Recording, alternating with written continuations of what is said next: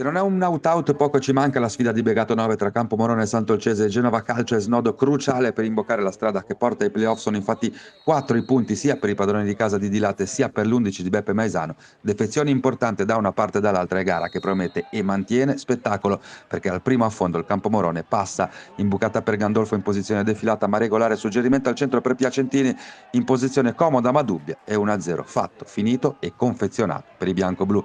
Le proteste della Genova si tramutano nel gol del quasi immediato pareggio, perché passano poco più di 5 minuti e Piccareta si crea lo spazio per il tiro dal limite. La conclusione è immediata e Canciani è battuto sul primo palo. Due autentiche fiammate e il buon ritmo che genera un quarto d'ora di stallo ma un finale di tempo divertente. Al 20° ci vuole tutta l'esperienza di Del Nero per anticipare sul secondo palo un cross al bacio di Cusato. Alla mezz'ora la premiata ditta Piacentini e Gandolfo crea una delle più grosse occasioni, ma il numero 9 è un po' macchinoso e Dondero chiude lo specchio. Alex Sestri Levante un minuto più tardi, una rimessa laterale di nuovo fatale al Campomorone. Testore si inserisce in area, il suggerimento per Morando è perfetto, perfetto per efficacia anche il tocco sporco del numero 9 ospite che mette fuori causa Canciani. Sorpasso Genova a un quarto d'ora dal duplice fischio e reazione immediata del Campomorone con Gandolfo che aziona Cristiani. A centro area c'è Piacentini ma c'è anche Capotos che anticipa l'ex Albissola in calcio d'angolo, corner dal quale è perfetta la traiettoria di Moretti per Dennello. La girata di testa del numero 6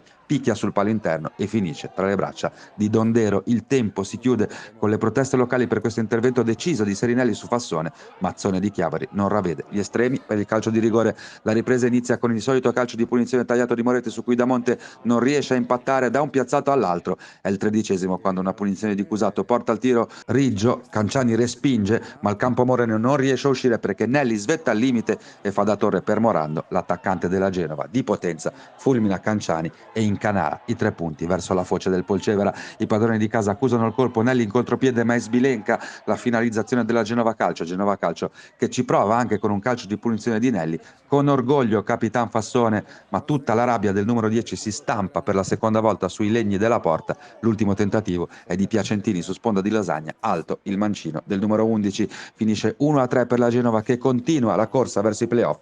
Campomorone chiamato al miracolo.